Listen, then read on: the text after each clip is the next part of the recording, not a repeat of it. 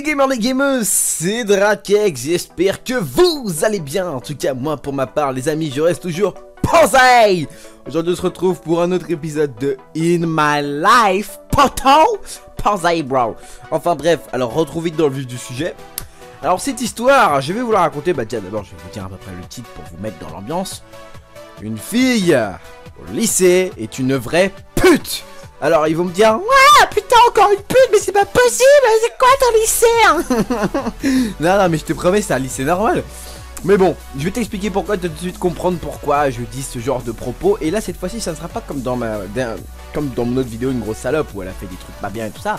C'est qu'elle a vraiment fait la pute. Mais quand je dis la pute, c'est pas faire un coup de pute à un gars, genre faire un truc chien. C'est elle a vraiment tu vois ce que c'est ce que je veux dire ou quoi? Enfin bref, allez vas-y rentre dans le sujet.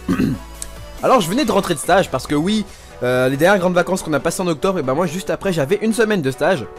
Donc je venais de terminer mon stage, donc voilà j'étais fatigué. Tu vois, travailler, les pompes de sécurité qui font super mal aux pieds et tout, c'était vraiment un truc de fou, voilà, c'était vraiment un travail intensif. Parce que voilà, moi je travaillais dans une entreprise, donc voilà, ils me demandaient de faire plein de trucs. C'est sûr quand t'es stagiaire, pour ceux qui ont fait des stages, ils te prennent un peu pour un chien, j'ai envie de te dire. Heureusement qu'il y avait d'autres stagiaires avec moi, qui étaient beaucoup plus vieux que moi, et donc qui eux m'ont soutenu et m'ont aidé à faire des activités un peu près sympas, on va dire. Sinon franchement ils s'en battaient les couilles de moi, enfin bref, l'histoire c'est pas ça. Alors je reviens de cours. Et donc vous en doutez, quand on rentre de cours, bah direct tous nos profs nous disent alors comment s'est passé votre stage, hop on va tous dire, tout le monde dit à peu près un topo de son stage, s'il a aimé, s'il a pas aimé, j'ai aimé, il a pas aimé, pourquoi, j'ai aimé, il a aimé, pourquoi. Et donc ma prof principale qui s'appelle, je ne vais pas dire non plus de nom je pense, non elle voudrait me pas. Alors donc voilà, ma prof principale, j'avais cours avec elle le jeudi, donc la rentrée pour moi c'était lundi. Et le jeudi elle nous avait prévenu qu'elle devait aller voir un stagiaire en terminale. Parce qu'en fait nous nos profs, je sais pas si vous c'est comme ça dans votre lycée professionnel, et ben nous nos profs se déplacent quand même. Ils se déplacent pour aller à nos stages, pour parler avec notre tuteur, pour voir jamais tout se passe bien. Et puis après le tuteur après une fiche comme quoi jamais j'étais satisfaisant ou très satisfaisant. Bon personnellement j'ai eu tout en très satisfaisant mais enfin bref. Et donc elle nous avait dit qu'elle était partie sur Sevran. Alors voilà, tu te dis à Sevran, voilà, qu'elle devait partir sur Sevran et donc elle aurait sûrement du retard. Alors donc on le savait déjà. Donc regarde, on pouvait pas rentrer chez nous parce qu'au lycée, oui, on peut rentrer chez nous quand on en a envie. Il y a pas, ça existe, la permanence, c'est que pour ceux qui habitent chez eux, mais sinon c'est dead là-bas. Hein. Moi je vous le dis, les collégiens c'est dead. Hein. Je vous dis, aller au lycée c'est énorme ce truc. Enfin bref. Et donc là de ce fait-là, elle avait du retard et on voit voilà 10 minutes. Enfin on va dire au début 5 minutes, 10 minutes, 15 minutes, 1 minute, 1 heure passe. Elle est toujours pas là. Et on avait à peu près 2h30, 3 heures d'affilée avec elle. Donc on se disait vas-y wesh, on va pas attendre. Et donc là, de ce fait là, il y a mon prof que je devais avoir juste après elle, qui est venu et qui a dit bah vous êtes pas avec madame tatata. On va l'appeler, je sais même pas attends quel nom l'appeler. On va l'appeler Madame nom de schmouche, voilà. Alors, je sais pas pourquoi je dis ça, je pensais à ça. La personne qui entendra cette vidéo se reconnaîtra. Enfin bref, Madame nom de schmouche. Alors donc, il dit ouais, vous êtes pas avec Madame nom de schmouche. Alors nous, on lui répond bah non. Il dit bah alors ce qu'on va faire, c'est je vais l'appeler, je vais essayer de m'arranger, comme ça vous aurez mon cours à l'avance et comme ça vous l'aurez le soir. C'est-à-dire en fait, normalement, vous voyez, je l'ai de 14h, parce que non, je l'ai de 13h30 à 16h30 et normalement après j'ai 2 heures d'affilée, enfin 1h30 avec mon autre prof. Donc lui il voulait juste échanger. Donc au total je finissais toujours à la même heure. Et bref donc voilà, on avait commencé les cours, donc nous un peu dégoûté. Et on voit qu'elle ne se met toujours pas à rentrer. Alors là passe les 1h30 et nous on l'avait 3 heures. Donc tu te doutes bien avec 1h30 qui est passée là dans l'histoire. Enfin on va dire allez, on va dire 2 heures, restait environ 1 heure. Alors mes potes et moi on se dit vas-y c'est bon, on a rien à foutre, on sort dehors, vas-y hop, au pire on va rester un peu après du collège, comme ça j'aimerais la voir rentrer avec sa bagnole et bon on rentrera dans le lycée et puis voilà, parce que j'ai dit collège mais c'était lycée, j'ai l'habitude, c'est normal, enfin bref, et donc après de ce fait là, alors voilà on est avec mes potes, on discute de tout un peu et de rien, vous voyez, comme quand on est avec ses potes quoi, on discute un peu de tout et de rien, de l'actu sur YouTube, de ce qui se passe avec les stars, voilà, on s'échange à peu près tout ce qu'on a appris, comme l'histoire du tigre, l'accès barré en 77, tout près de chez moi. En plus, il est vraiment tout près de chez moi. En plus, c'est ça le tigre, mais apparemment, c'était un chat. Enfin, bref, je m'en bats les couilles un peu de cette histoire, j'ai envie de te dire. Et donc, là, de ce fait là, une fille arrive vers nous. Alors, tu vois, la fille, quand même, tu vois, Guy Azalea, c'était la même chose, tu vois, c'était la même, gros, sauf qu'elle était pas blonde, tu vois. On voit, elle arrive vers nous, tu vois, et on se dit, mais qu'est-ce qu'elle nous veut, tu vois. Alors, toi, au début, voilà, tu sais, on fait un peu le. Mais tu sais, intérieurement, tu vois, on va pas le dire, on va pas le faire non plus, tu vois. Et donc là, elle arrive et tout ça. Et tu vois, elle dit ouais, excusez-moi, vous auriez pas un petit peu d'argent s'il vous plaît hein. Alors nous, bah on répond, bah non. Ouais, moi de toute façon en fait j'en avais mais je voulais pas lui donner, tu vois. C'était mon fric, tu vois. C'est ce que je veux dire ou quoi. Et là après elle fait ouais vous êtes sûr vous avez pas un petit peu d'argent et tout ça. Et bah un petit peu d'argent. Et il y a un de mes potes, oh le con. Et qu'est-ce qu'il dit cette espèce d'idiot? Il nous sort oui si j'ai de l'argent mais en fait moi c'est pour m'acheter mon déjeuner à la cantine bah le midi ou même quand je sors, quand je m'achète un petit casse-croûte avant de prendre le bus vu que j'ai beaucoup d'heures de train et tout ça. Et là la meuf, vous voyez, elle lui lâche un Scarface, tu vois. Je sais pas si vous connaissez cette expression qui s'appelle Scarface pour les Belges ou tout ça, ou même les ch'tis qui m'écoutent. Un regard Scarface, c'est un regard malsain, tu vois, un regard pas très sympa. Toi, un regard du style, mais tu te fous de ma gueule, espèce d'enculé, je suis une meuf, je suis bonne, tu t'oses pas me donner de l'argent. Tu vois, c'était ça à peu près en fait son regard, en fait, ce qu'il voulait dire. Et moi, peut-être, je la regarde fixement, je me dis, putain, qu'est-ce qu'elle va dire, qu'est-ce qu'elle va dire. Est-ce qu'elle va le traiter de sale chien, tu sais, elle va lui embrouiller le cerveau comme à peu près toutes les filles font pour celles qui se croient chaudes, comme l'autre de la grosse salope, enfin bref. Et donc là, de ce fait-là, elle commence à faire attends mais t'es sérieux là? Moi je suis en détresse et tout hein. Tu me donnes même pas d'argent quoi. Ah ok d'accord je vois le gars. Tu vois ce style de langage. Tu vois le langage qui est... On en a ras le cul toi de ce langage. Tous les mecs me comprendront. Ils font chier les filles qui parlent comme ça. Elles font grave chier. Moi je vous le dis vous faites chier ok. Celles qui m'entendent vous me faites chier à parler comme ça. Et donc après mon pote il dit bah je suis désolé hein mais voilà on a chacun notre vie tout ça. Moi j'ai besoin de cet argent. Mais tu sais il parle tout doucement toi ce qui... Il ose pas trop, de notre côté, ils se sont un peu gênés, tu vois, de dire une telle chose devant une fille en détresse. Mais bon, moi franchement, je la sentais pas trop en détresse, hein, parce que la meuf legging, Air Max, elle était quand même bien la meuf, hein, je veux dire, putain, elle était pas trop dans la dèche, hein, je sais même pas pourquoi, alors oui, cet argent, je lui ai même pas demandé. Et donc, là, de cette là, elle fait, ouais, vas-y, s'il te plaît, et tu sais, elle commence vraiment à insulter, tu sais, après mon pote, c'est par le bras, elle commence à le secouer, tu vois. Et mon pote, tu sais qu'il fait rien, tu sais, il fait rien, tu sais, il est trop gentil, on va dire. Alors, tu sais, il y a un autre de mes potes qui arrive, il fait, vas-y, toi, lâche-ta, tu t'es cru pour qui, là? Et puis alors là après de suite elle a s'excite sur lui. Elle s'excite hein mais genre elle se met à tu sais elle lui fout des tapes mais tu sais genre tu sais quand elle frappe tu sais elle regarde pas tu sais elle regarde sur le côté tu sais elle ferme les yeux elle fait tu vois ce style. Et bah elle faisait ça. Et genre là de ce fait là c'est mon pote qui est quelqu'un de qui est très impulsif hein.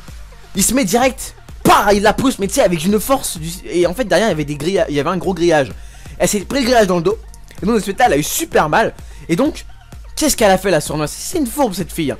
Tu sais, elle s'est mise à avoir le dos. Elle a vu des gens passer, elle s'est mise à faire voilà, et j'en passe, voilà, tu as compris le cinéma.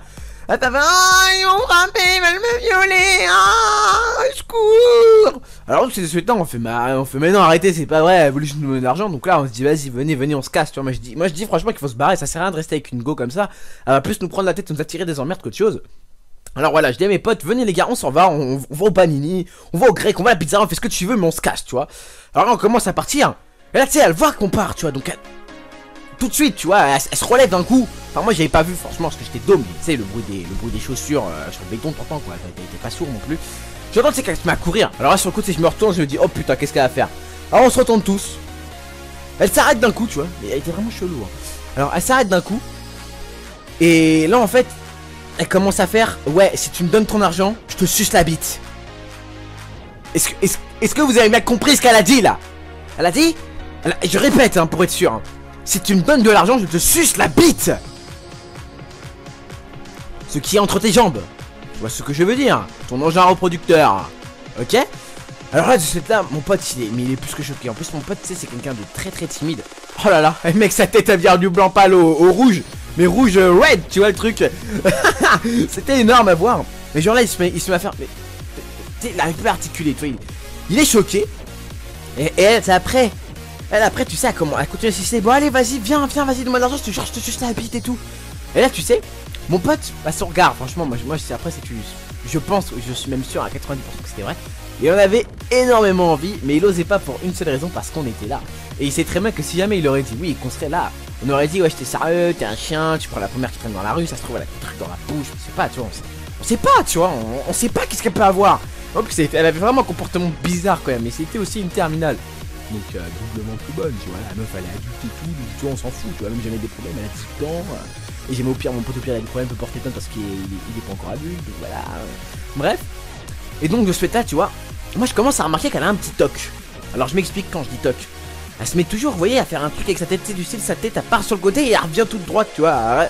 Des trucs comme ça, mais moi je commence à remarquer, alors tu sais, je fais de plus en plus attention et là après je me dis mais c'est pas possible, elle a un problème. Et là tu sais, je commence à voir qu'elle fait que de se gratter le bras, elle fait des trucs chelous, tu vois, mais elle fait vraiment des trucs chelous. Et là tu sais, je commence à faire sais, je pose juste une petite question. Je pose une question, tu vois, parce qu'en fait, jusqu'auparavant, si t'as bien écouté mon histoire, on n'a jamais vraiment posé de vraies questions, tu sais, qui demandent à réfléchir. On a juste fait, ouais, j'arrête et tout ça. Donc là, je lui pose une vraie question. Tu vois, je commence à lui dire, mais pourquoi veux-tu cet argent? Que comptes-tu en faire? Et là, elle me regarde, tu vois, elle parle pas. La meuf, c'est un zombie, quoi, tu sais, elle se met à me plus me parler. Elle me parle pas. Donc, moi, je comprends rien, tu sais, je me dis, mais qu'est-ce qui se passe là? Mais c'est quoi ce délire? Et là, tu sais, je vois que elle met beaucoup de temps à répondre. Un peu comme quelqu'un, vous voyez, de bourré. Je sais pas si vous avez ça, mais moi, comme mon père, par exemple, il est bourré. Enfin, je l'ai jamais vu réellement bourré, on va dire. Mais bref, moi, je connais des personnes qui se bourrent souvent la gueule. Et quand je leur parle, ils ont énormément de temps à assimiler les choses. C'est-à-dire, le temps, par exemple, je vais leur dire, tu veux quelque chose? Ils vont mettre peut-être 5 minutes avant de me répondre. Le temps que leur cerveau assimile, parce que, voilà, ils tournent au ralenti, le truc. Et là, de ce fait-là, j'ai commencé à... Parce qu'après, elle s'est vachement approchée de nous. Et elle sentait pas la bière, elle sentait pas l'alcool. Elle sentait... Tu as bien compris. Elle sentait la drogue. Vous allez me dire, mais comment tu connais ça? Bon voilà, merde, on a tous déjà fumé de la drogue, merde. Moi-même, j'ai déjà fumé de la weed, un petit pétard, quoi. C'est quoi, ça fait rien. Donc moi, j'ai l'habitude. Et... Enfin, l'habitude, c'est un grand mot, quelques fois, on va dire. Et donc, là, tu sais, je commence à faire... Ouais, putain, c'est tranquille, ça. Et là, tu sais, après, mon pote, il fait, attends, fais voir, là. Alors, tu sais, il fait style, tu sais, il avance vers elle, tu sais, s'il est sur ton téléphone, comme tu sais, il voulait se casser. Et là, tu sais, après, il fait, ouais, putain, t'as raison, elle sent vraiment la drogue. Et là, tu sais, on se dit, putain, elle est droguée.